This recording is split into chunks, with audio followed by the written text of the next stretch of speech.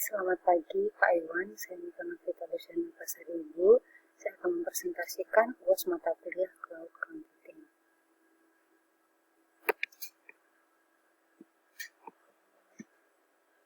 Software as a Service atau SaaS adalah model pengiriman perangkat lunak di mana perangkat lunak disediakan secara terpusat melalui internet. Dalam model ini, pengguna mengakses aplikasi perangkat lunak melalui browser web atau antarmuka pengguna yang disediakan oleh penyedia layanan, tanpa perlu mengunduh atau menginstal perangkat lunak di perangkat mereka. Berbeda dengan model perangkat lunak tradisional yang memerlukan pembelian lisensi dan instalasi lokal. SaaS memungkinkan pengguna untuk membayar langganan bulanan atau tahunan untuk akses perangkat lunak, biasanya dengan berbagai opsi langganan yang tersedia berdasarkan kebutuhan dan skala penggunaan. Selanjutnya ada utility computing. Utility computing adalah model layanan komputasi di mana sumber daya komputasi seperti daya pemrosesan, penyimpan data, dan jaringan disediakan sebagai utilitas yang dapat digunakan dengan cara yang mirip dengan utilitas publik lainnya, seperti listrik dan air. Dalam model ini, pengguna membayar hanya sumber daya komputasi yang mereka gunakan, mirip dengan cara mereka membayar tagihan listrik berdasarkan konsumsi mereka. Konsep utility computing mirip dengan konsep cloud computing, di mana infrastruktur IT disediakan sebagai layanan melalui internet. Namun, utility computing secara khusus menekankan pada model pembayaran berbasis penggunaan, di mana biaya ditentukan oleh sumber daya komputasi yang digunakan dalam periode waktu tertentu. Selanjutnya ada namanya integrated network. Di sini istilah ini mengacu pada infrastruktur atau sistem jaringan yang terintegrasi, di mana berbagai komponen seperti perangkat keras, perangkat lunak, dan protokol digabungkan atau dihubungkan untuk bekerja bersama secara mulus. Integrasi ini memungkinkan komunikasi yang lebih baik, berbagi data, dan fungsionalitas yang lebih baik seluruh perangkat atau sistem dalam sebuah organisasi atau lingkungan jaringan. Secara keseluruhan, integrated network ditujukan untuk meningkatkan konektivitas, mengoptimalkan operasi, dan meningkatkan kinerja dan pengalaman pengguna secara keseluruhan. Selanjutnya ada arsitektur, network, dan hybrid cloud computing. Hybrid cloud computing merupakan model yang digunakan atau digabungkan dua atau lebih lingkungan cloud yang berbeda seperti cloud public, cloud private, atau cloud komunitas yang tetap terpisah namun terhubung satu sama lain dan dioperasikan sebagai suatu entitas tunggal. Arsitektur hybrid cloud memungkinkan organisasi untuk memanfaatkan keunggulan dari setiap jenis cloud sesuai kebutuhan mereka, sambil menjaga kontrol, keamanan, dan kepatuhan data yang lebih besar. Arsitektur hybrid cloud dirancang untuk memberikan manfaat seperti fleksibilitas, skalabilitas, keamanan, dan kontrol lebih besar atas lingkungan IT organisasi sambil memanfaatkan keunggulan dari cloud public dan privat secara bersamaan.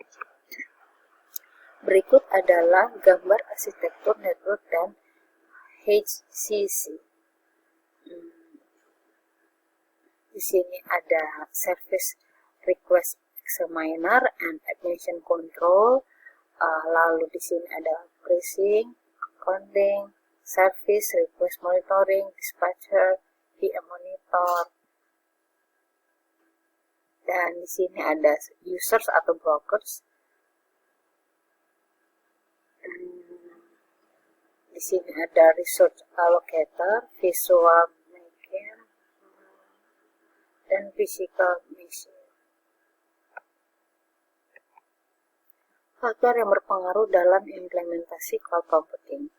Pertama, di sini ada keamanan. Keamanan adalah salah satu faktor utama yang mempengaruhi implementasi cloud computing. Perusahaan harus memastikan bahwa data sensitif mereka aman saat disimpan diproses di cloud. Ini melibatkan pemilihan penyedia layanan cloud yang dapat dipercaya, menerapkan praktik keamanan yang ketat.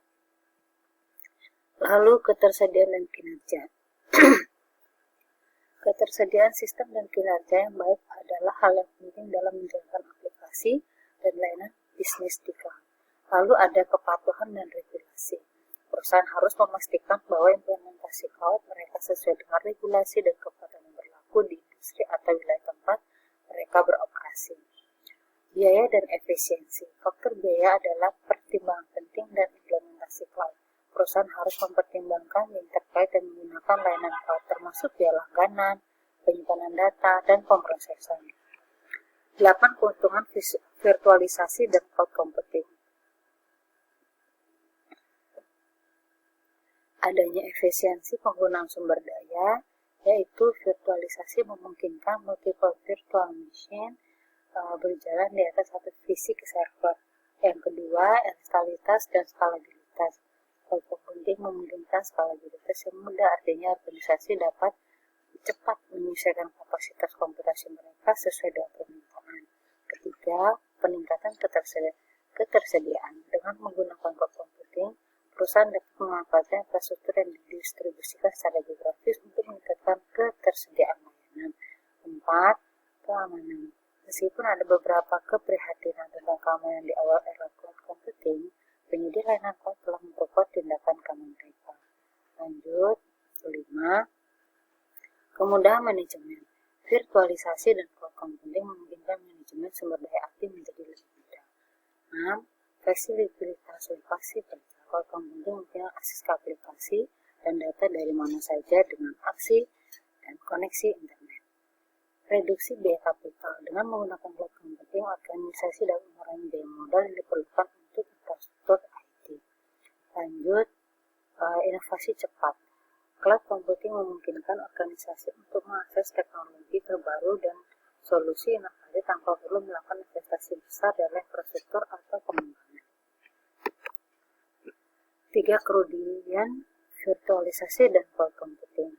1. Ketergantungan pada infrastruktur tertentu. Ketika organisasi menggunakan virtualisasi atau cloud computing, mereka menjadi sangat bergantung pada layanan atau infrastruktur yang mereka gunakan. Kedua, keamanan dan privasi data. Salah satu kekhawatiran utama dalam virtualisasi cloud computing adalah keamanan dan privasi data. 3. Kinerja dan latensi. Meskipun teknologi virtualisasi dan cloud computing terus berkembang, masih ada saja potensi untuk masalah kinerja dan latensi.